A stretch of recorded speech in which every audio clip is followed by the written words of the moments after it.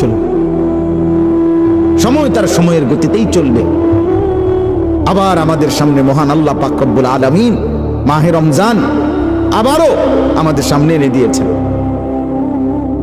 আবারও সামনে নিয়ে আসছেন।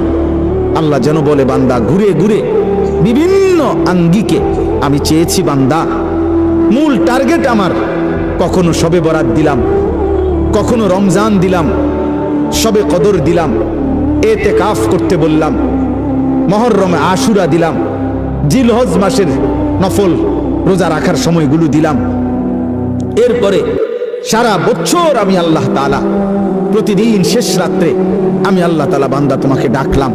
প্রত্যেক শেষ রাতে আমি গুনাহ মাফ করার জন্য আমি ডাকি, শবে বরাতে গুনাহ মাফ করার জন্য আমি ডাকি, জুমার রাত্রে আমি গুনাহ মাফ করার জন্য আমি ডাকি, মুহররমে আশুরাকে কেন্দ্র করে গুনাহ মাফ করার জন্য আমি আল্লাহ ডাকি।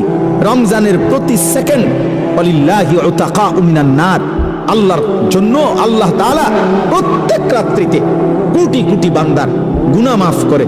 আল্লাহ বলেন, এভাবে বারবার বারবার চেষ্টা করেছি বান্দা, কখনো রাত দিয়েছি, কখনো দিন দিছি, কখনো মাস দিয়েছি, কখনো 10 দিন দিছি, ওয়ালায়ালিন আশর, কখনো সপ্তাহ দিয়েছি, কখনো ঘন্টা দিয়েছি, কখনো স্থান দিয়েছি কাবা, কখনো দিয়েছি আরাফা, কখনো দিয়েছি মিনা, কখনো দিয়েছি মদিনার রওজা। চারিদিক দিয়ে তোমারে চেষ্টা করছি জাহান্নাম থেকে বাঁচাইতে, জান্নাত দিতে, কিন্তু তুমি নাফরমান, কোনোভাবেই আমি আল্লাহরে পাত্তা দিলাম। তোমার নারী দেখা শেষ হলো না, তোমার সুদে শেষ হয় না, কিস্তি শেষ হয় না, তোমার দোকানদারি শেষ হয় না, তোমার সংসারের চাহিদাই শেষ হয় না, তোমার লজ্জাস্থানের